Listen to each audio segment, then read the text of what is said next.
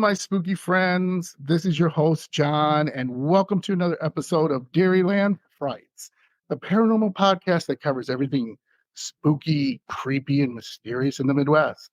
And today we're going to go camping. Not only camping, but creepy camping at a couple of the spookiest campgrounds in the Midwest.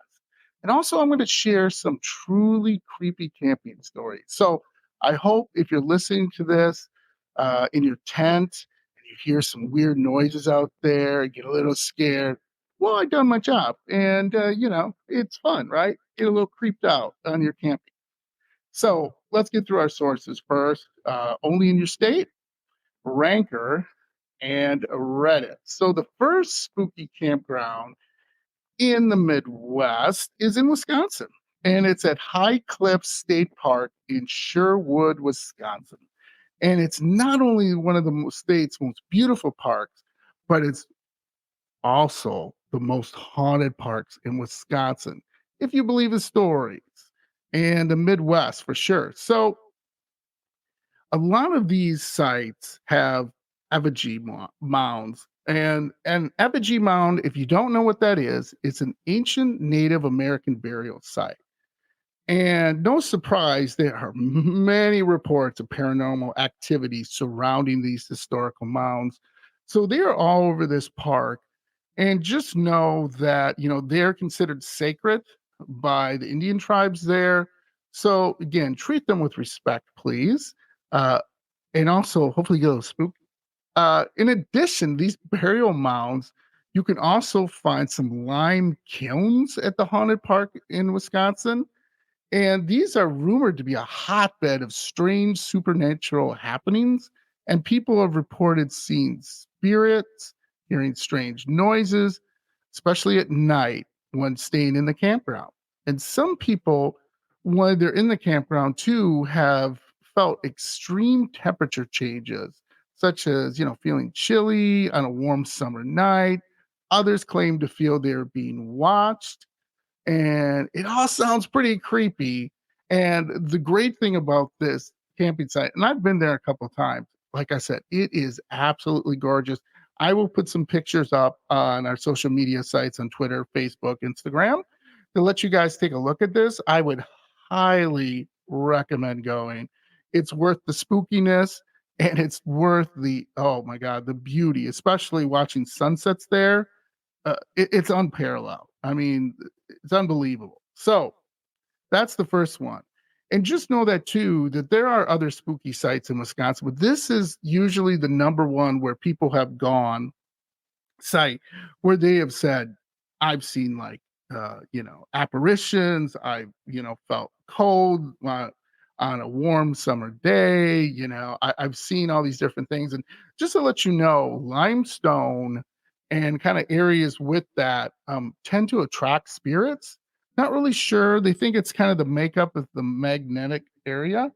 So, if you're ever in a cave, limestone cave, and there are plenty in Wisconsin, especially like Cave on the Mounds is one of the biggest ones, be prepared to be a little spooked. So the next one, this is funny. This is pretty obvious.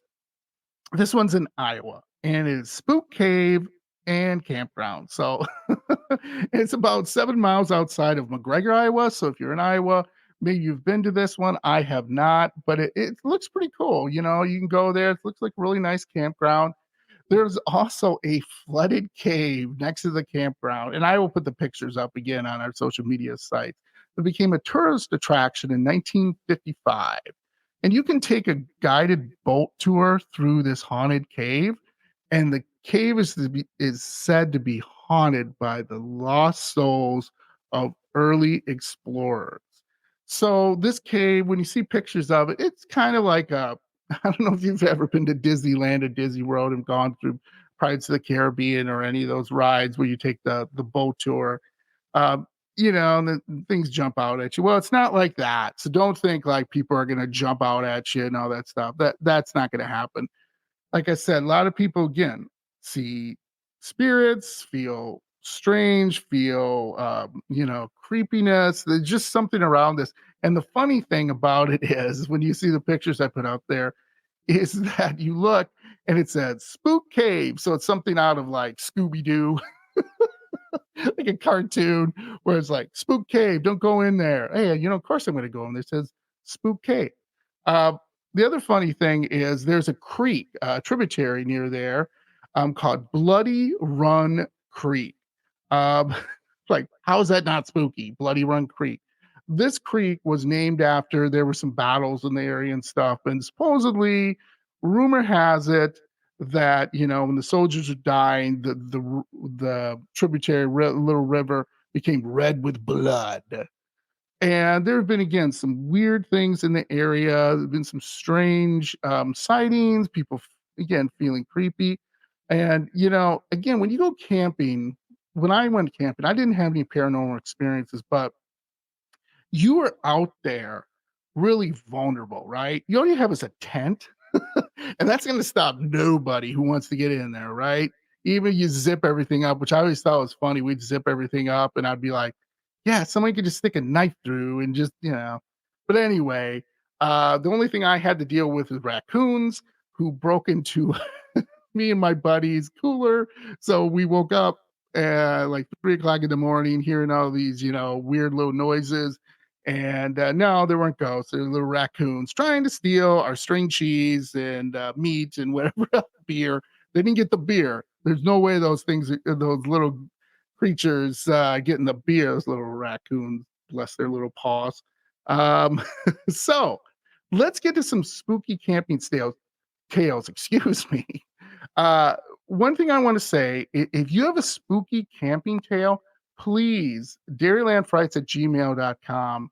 Even at the end, you're like, oh, it was just my brother messing around. I still love stories like that because it's so fun to have people kind of talk about how they scared each other and what games you played in the woods. And maybe, something happened to you that yeah, that was just a weird experience. But I'm going to start with the first one. This is my favorite. This is one of my favorite ones, and these are off Ranker, and also Reddit. So Ranker, I will put the link to it. It ranks all the different. If you've ever been on there, it kind of ranks experiences. All these different topics. So first thing, I love this. Stayed in a haunted cabin.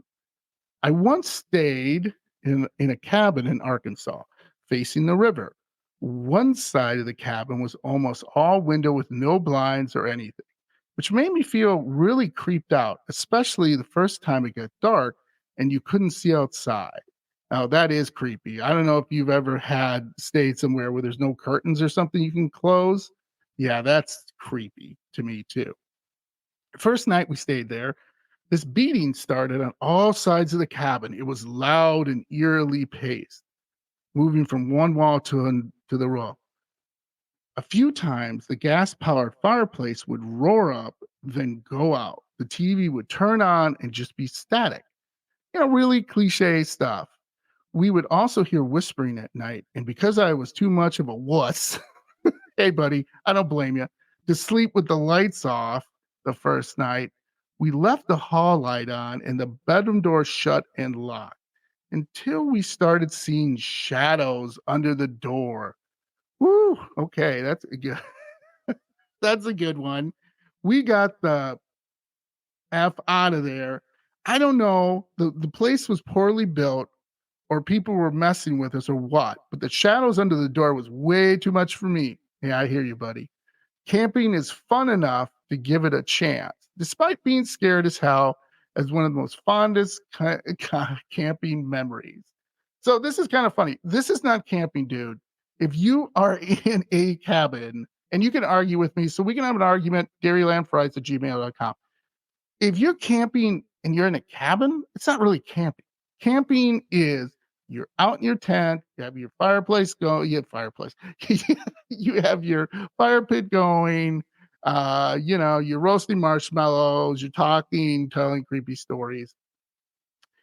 Dude, that's camping, right? Where you're exposed to the elements, where anything can just pop out of the woods and coming at you and eat you or scare you or whatever it is. So I agree. I would get out of there. one of my favorite movies is Evil Dead, and that's a cabin in the middle of the woods, and it's pretty cliche. And then also another one of my favorite movies is Cabin in the Woods, which again is two great movies. If you've not seen the Evil Dead series or Cabin in the Woods, I highly recommend seeing those movies. Even if you're not a horror fan, they're both very well done and both scary.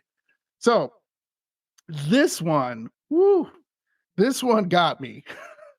The first one was scary, but this one got me. So this one's called They Performed an Exorcism in the Woods. Whew, okay. Our whole camping group was in this big party tent, cracking jokes, talking, laughing, being typical, noisy, tipsy teenagers. When the noise hit full, it just got quiet enough for one person to barely hear audible chanting. Everybody shut up right now, I said. One of the cracks to the entrance of the zipper I opened and looked out. Behold, something none of us could really comprehend or process for a few minutes. A family was rocking back and forth near a fire pit, muttering incantations in an attempt to perform an exorcism on their mentally ill, disabled children who were in the center of the circle. They gradually got louder and the rocking more violent. They started shaking the kid as well as looked on, trying not to draw attention to ourselves for them to see us. Many crazy moments we had. So this one is typically something I've heard before where people would go in the woods and they would start to see some very weird things as exorcism being performed, rituals being performed. One story I wanted to share with you that I remember was uh, there was this guy I worked with. I can't remember his name or something like that. But anyway, he said he was hunting one time and he was in, I think he said like Alabama or something like that. And he was hunting and he said that he saw this group of people in the opening of the woods in this clearing. And they all had hoods on and they were just holding hands and they were just talking and chanting. And he was like, first of all, I was weirded out because one, it was like the middle of the day. He was coming back from camping. Two, like they didn't notice him. The funny thing about this guy was he said I had a loaded, like, I don't know what his gun, like a 30-06 or shotgun or what he had. He goes, yes. He said if any of those guys came at me, they would have got some lead. And but he said these guys didn't even notice him and they were just chanting and everything. And he said, he doesn't know what it was, but it was really strange. And he said he just got the heck out of there. He said, screw this. I don't know what the hell that is. So, that's something, again, I think the woods kind of lend themselves to the supernatural as well as the magical.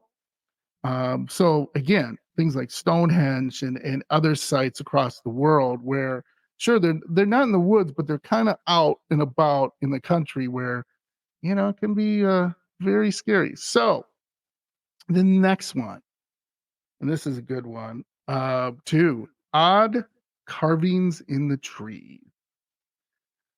Around 18 months ago, when my girlfriend and I first got together, we went camping regularly with a couple of our friends in a large ancient forest.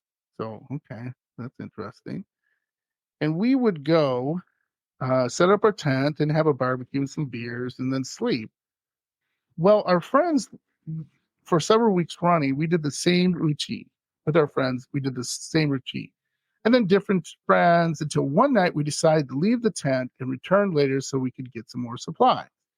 We returned to the tent at dusk, but found a stick figure made from twigs at the entrance of the tent. We smoked a bit and had some booze, One of our friends who reluctantly joined us on this occasion turned strange. He disappeared into the woods, which we found strange as he was petrified uh, of the woods. That's kind of weird. And why did he come with you? And then we could hear nothing but singing for at least an hour. He eventually returned, and then we continued to party until it started to rain heavily, at which point we decided to call it a night. We woke up the next morning and decided to pack the tent down. It eventually became obvious that the trees surrounding our tent had the same shape as the figure carved into the bark. We pretty much rushed out of there and came across a still burning pit of fire surrounded by felled trees. That was the final straw. So we ran the remaining mile back to our car, and I have to add that the woods I'm talking about has a history of deaths and suicide, and also have reports of witchcraft too. In fact, surrounding 20 miles has quite a stuff like that. So I thought that was really interesting. Obviously, the Blair Witch Project that's in the woods and stuff. Funny thing about the Blair Witch Project, not you guys, pretty much everybody knows it was independent. It was done on, credit cards or something like that. But the things that people don't know about Blair Witch Project was that the director had some of his buddies hide in the trees in the area and would just not tell the actors. And then they would come out. So that's what you see when these people are running, and then they just go, ah, and you're like, wow, that's pretty good acting. Well, there's someone out there trying to chase them. So again, to my point, this is very strange in the sense of, again, witchcraft, suicide. He said ancient forest. One of these days, I want to do it's not in the Midwest, it's in Japan. You guys probably have heard about it, the suicide forest in Japan. I think that's just super fascinating. And I've seen documentaries on it.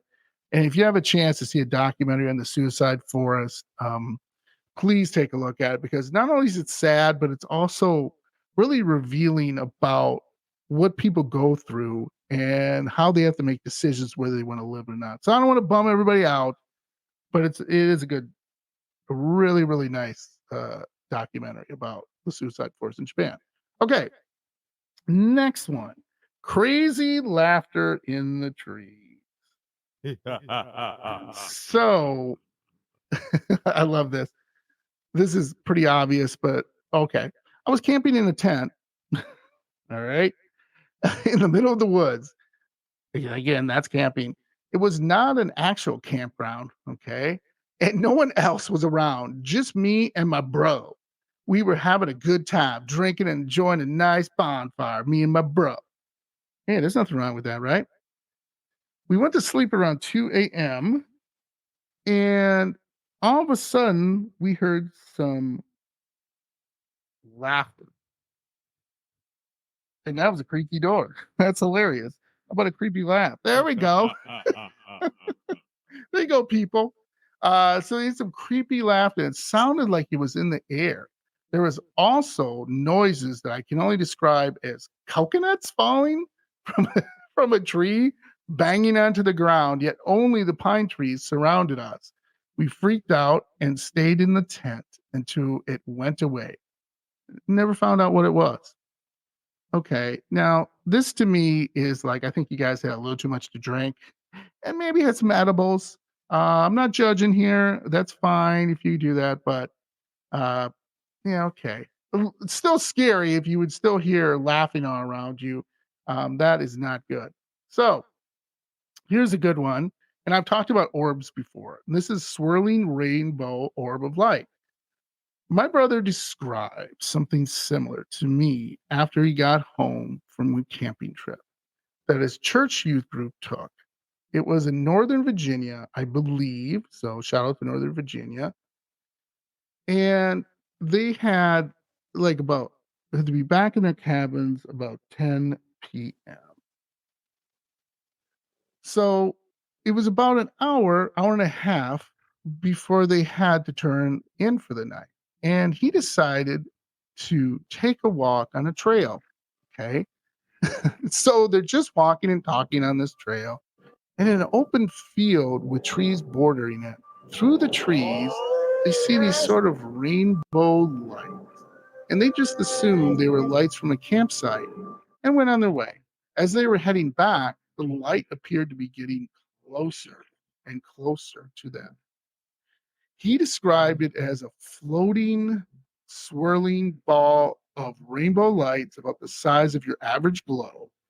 It started to rapidly move across the field straight towards them.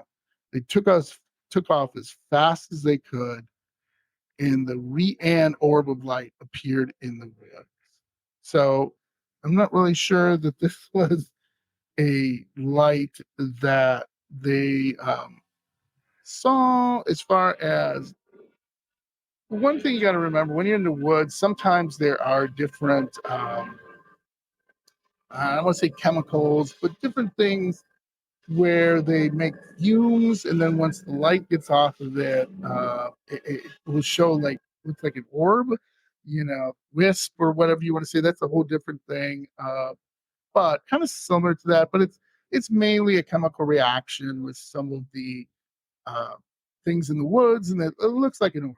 And like I said, I'm not a big orb person, uh, but I'm not to say they don't exist. That's something I would really want to you talked about some other time. So here's another orb one, and this one is in the Midwest. I was camping in the Sylvania Wilderness area in the upper Michigan. Hey, Dad Hubert. Um, sorry. The campsite I was at was on a lake and only accessible by canoe. The first night at the campsite, I was sitting at my fire in the dark. Well, you're in the dark, Jim. I was just thinking about heading to my tent to sleep, and I look up and see an orb of light floating in the woods behind my tent. It looked about a foot in diameter, white light, and gave off very little. It moved slowly and steadily through the forest, but eventually disappeared behind a tree. I was pretty disturbed by this unexplainable orb. I decided not to go to my tent for a few more hours. It was unsettling night. It looked like one of those will o' the wisps from folklore and legends that turned to their cabin. Their friends didn't believe them. So this story is kind of a strange story. I guess he saw light. Now, remember, effigy mounds are known for that. So, like I said in the original campsite in Wisconsin, just know that if you're around effigy mounds, you might see orbs. And that is some of the spirits they believe. There's also stories of like these green light mist of certain forests going around. Now, some of that, like I said, is explainable through science and all that good stuff, but some of it isn't. Um, all these stories that I read, I think, are kind of similar in the sense of the woods can be a creepy place, but a beautiful place. And I think that's what makes the paranormal fun. You know, creepy, beautiful. That's cool, right? But it's also pretty disturbing. It can be very scary. So, what I again said, please, please, people, Dairyland Fright fans, I'm reaching out to you. I would love to have a spooky story, spooky camping stories, in the woods stories, anything that you can share with me. I truly would love that. So again, that's dairylandfrights@gmail.com.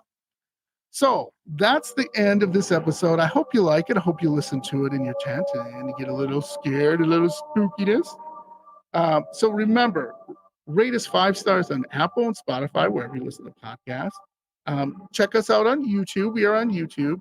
Uh, and again, we love to hear your comments. So any comments we can make the show better, I would love to hear them. Again, I'm going to have I'm going to have guests on as much as I can.